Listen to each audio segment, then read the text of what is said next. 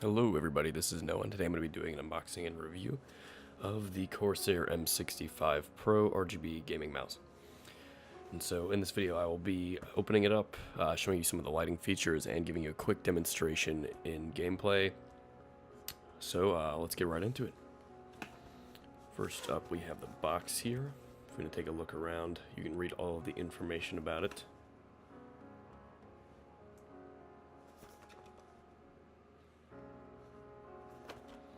And then if you flip this flap open, you got some more info and photos here, and then you have the mouse itself inside some plastic.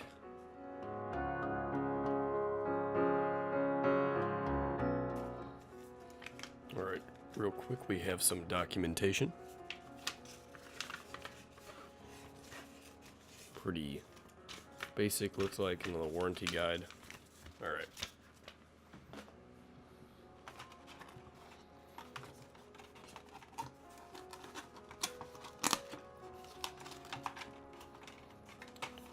Alright, and without a lot of nonsense, you are introduced to the mouse. Let me get this packaging off, there's nothing left in it. Alright, so we have the mouse right here, and it looks like we have 3 weight adjustments on the bottom of it. You might need a screwdriver of some sort to remove those, just because they feel like they're screwed in there pretty tight. But if you wanted to change the weight up on it, you could do so with these. I'm going to really quickly show you how much the mouse weighs by itself. Alright, so with the cable included, it's going to come in at 176 grams. And this is not really a scientific test, but without the cable, it is about 137 grams. And without the cable, that one is 129, but this is also a lighter mouse, and I have most of the weight removed from the bottom of it. Such is about roughly 117 millimeters long, about 74 millimeters wide. And it's difficult to measure because it's got a lot of different heights here, but it's about 40-ish millimeters tall. So those are good. That's going to be for the dimensions. Now taking a look around the mouse, you can see that it has that superb aluminum build quality. And that's on the bottom here. It's like this brushed feel to it. And then it has this kind of neat lighting area down here. There's a RGB light that's kind of hard to see that's in there, and it shines through the bottom there and through these cracks and kind of projects a cool lighting effect onto your back side of the mouse. Then you also have the sails that light up, and the mouse wheel area lights up as well. And then as far as physical buttons go on the mouse, you have left click, right click, sniper button, 2 little thumb buttons, an up and down button, and this looks like a button, but it's actually not. It's just a sort of lighting zone. And then you also have the scroll and the middle mouse click, and that is going to be it for the buttons. So it's a little bit of a downgrade in terms of buttons compared to like a mouse such as the G502. But I don't really use as many buttons that are on the mouse as I'd like, so I didn't really see a problem with downgrading to less buttons. But as far as feel goes, it feels really balanced, it would be a good word, and it kind of just fits your hand really well. It feels like, I don't know, it feels like it's almost a little bit more meatier than the G502. I kind of not a big fan of how skinny the G502 is, and this kind of corrects that. But I'd say a good solid feel. But let's plug it in and take a look at the RGB effects.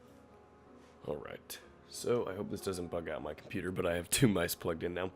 So, it feels really responsive. Looks like these buttons are by default programmed for DPI, and then the sniper button also drops the DPI as well. But all of those settings can be organized in the Corsair Q application. So if I go to that now, I'm going to change up the lighting for you guys to see. I've done a video on the Corsair Q before. It was mostly for keyboards, but if you want to check that out, I will link that with a YouTube card or whatever. But the cool thing about Q software is when you have multiple devices, they can share the same RGB lighting profiles, so I can have my mouse begin to react the same way my keyboard does to lighting. And if I program it,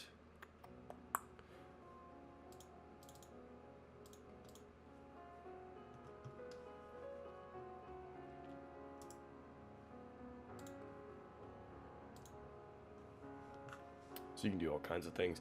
I haven't used the lighting software before, so it's going to take a little bit to get used to. But if I just turn off the light here, I can show you all how it looks in the dark. So we got that bottom light like I was telling you about, which kind of projects on the desk here. And then you also have the Corsair sails, this lighting DPI light. And then you have the mouse wheel that lights up, and that kind of projects more light in front of the mouse. So it's got kind of a cool, almost laser sword with RGB light when you use it in the dark. And personally, I liked the white color myself. I know it does come in black, and the black version of this mouse is exactly the same aside from the actual mouse plate being made out of a matte black plastic, whereas this one is a glossy white plastic. But overall, the feel of the mouse is really nice, and I'm a big fan of the lighting. I will probably set up the lighting with my keyboard at a later date, just because I don't want to mess with that quite just yet over video, because otherwise I will be fumbling around for a little while trying to figure things out. So I'm going to get into some gameplay really quickly and let you take a look at how the mouse kind of performs in-game. I'm just going to be doing some Batman Arkham Knight gameplay to quickly showcase this mouse and, you know, during use. Alright. So if I suck at this game, ignore that because I have not played it in a while, but this is mostly just to demonstrate how the mouse performs.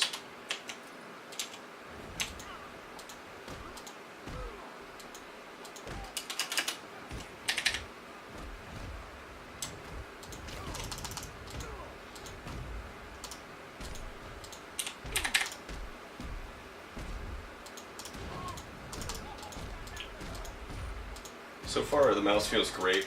I haven't had any complaints yet.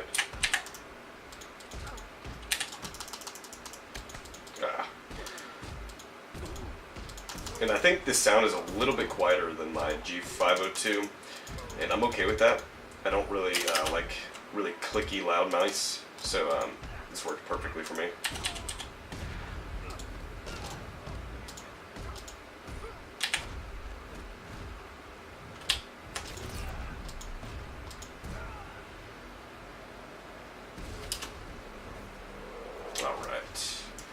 And then I apologize if you hear any spoilers while I'm playing this game. I'm sure one of the enemies will mention something about it. So if you haven't played this game, I would just turn down your volume so you don't get any unwanted spoilers if you're interested in playing. But the sniper button works great for slowing down the mouse when you're trying to pull off maneuvers like, you know, sniping, for example, or if you just wanted to drop the DPI really quickly if you were doing something that required a lot of precision, such as like tiny edits in Photoshop or things like that. But overall, I wouldn't replace it. I wouldn't replace my G502 with this mouse. I'm going to keep my G502 and I'm going to use both of them.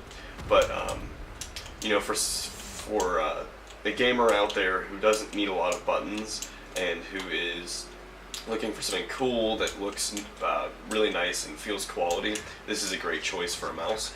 But if you're planning on, you know, doing a lot of macros, you want a lot of buttons, and maybe perhaps you wanted to customize your mouse profiles a little bit more, I would recommend going with the G502 instead. Overall, this mouse is great for gaming. I really enjoy it, but I don't think it will be replacing my G502. I will definitely be keeping both and using each under different circumstances, because I do like the way that this one games. I will give it that. But when it comes to like just browsing my computer and doing productivity type of things, I feel like the G502 excels better than this mouse does. But yeah, that's about going to wrap it up.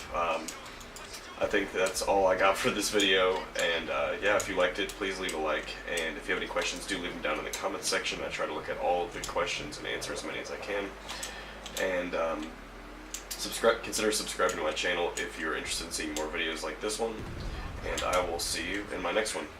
Bye.